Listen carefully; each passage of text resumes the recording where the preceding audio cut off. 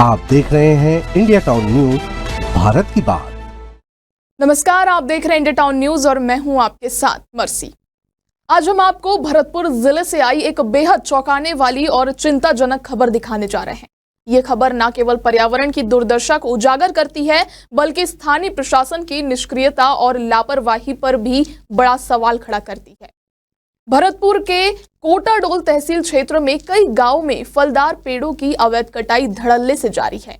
आम, महुआ और जामुन जैसे सैकड़ों हरे भरे फलदार पेड़ों को ठेकेदारों द्वारा बेधड़क काटा जा रहा है, वो भी बिना किसी वैध अनुमति और किसानों की सहमति के। देखिए ये रिपोर्ट।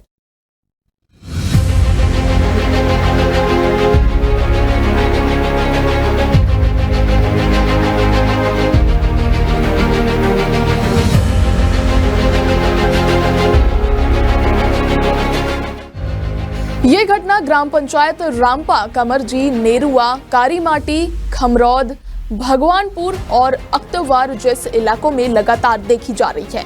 इन गांवों के भोले भाले किसानों को 500 से 1000 रुपए जैसी मामूली पैसों का लालच देकर उनके खेतों में लगे कीमती फलदार पेड़ों को ठेकेदार जबरन काट रहे हैं। स्थानीय लोगों का कहना है कि ये कटाई न केवल दिन के उजाले में मशीनों से की जाती है, बल्कि रात के अंधेरे में इन्हीं लकड़ियों को उत्तर प्रदेश जैसे अन्य राज्यों में ट्रकों के जरिए भेज दिया जाता है। अब सवाल ये उठता है कि क्या प्रशासन को इसकी जानकारी नहीं है या फिर जानबूझकर आंख मूंद ली गई है। ये जो वृक्ष पेड़ आम का था, इन्होंने जो रापा का ये रोहन महाराज के कोई महिला भाई हैं और ये मेरे को चलते फिरते में मेरे से बात किए थे कि ये वृक्ष को देना है करके। तो मैं बोला नहीं, घर से पता कर लें। पिताजी से संपर्क करने के बाद वो साहब मेरे को मना कर दिए कि नहीं देना है करके। और इन्होंने शराब पी के आके अपनी ये मशीन लगा दिए। दिन गुरुवार था और गुरुवार में ही शिव चर्चा में पिताजी बैठे थे, देखे कि आवाज़ काहे की आ रही है। वो मशीन की थी, वो वृक्ष आम का काटा हुआ।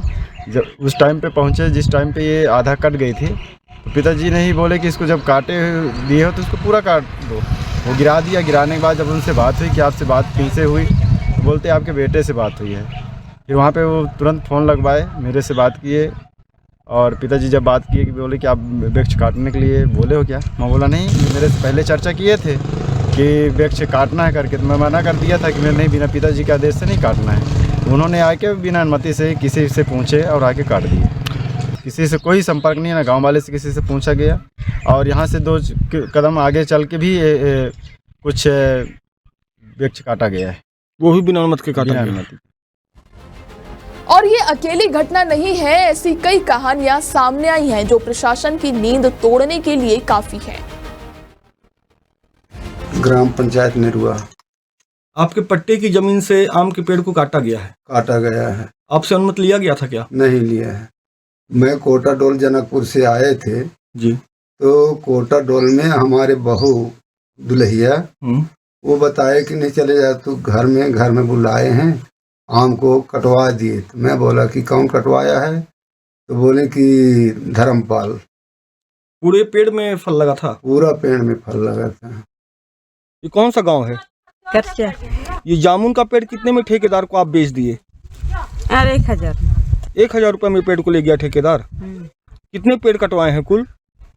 कुल या 2 पेड़ यार हिस्से 2 पेड़ यार कर रही 5 6 पेड़ का कितना पैसा दिया? 4000। इस पूरे मामले पर जब हमने कोटाडोल तहसीलदार नीरज कांत तिवारी से बात की तो उन्होंने साफ तौर पर कहा कि पेड़ों की कटाई की कोई अनुमति राजस्व विभाग से नहीं ली गई है। उन्होंने आगे कहा कि हल्का पटवारी को मौके की जांच के लिए भेजा जाएगा। लेकिन बड़ा सवाल ये है कि क्या अब तक सैकड़ों पेड़ कटने के बाद प्रशासन को जागना चाहिए था? क्या सिर्फ जांच का आश्वासन देकर इन हरे भरे वृक्षों की हत्या को जायज ठहराया जा सकता है? ग्राम पंचायत खमरौद की सरपंच मालती सिंह का कहना है कि जब चुनाव के चलते आचार संहिता लागू थी तभी से ये अवैध कटाई जारी है।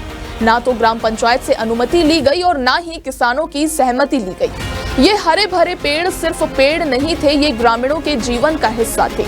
इनसे उन्हें फल मिलते थे, छाया मिलती थी और सबसे जरूरी ये पेड़ पर्यावरण का संतुलन बनाए रखने में मदद करते थे। लेकिन कुछ पैसों के लालच और ठेकेदारों की मुनाफाखोरी ने अब इस संतुलन को भी खतरे में डाल दिया है।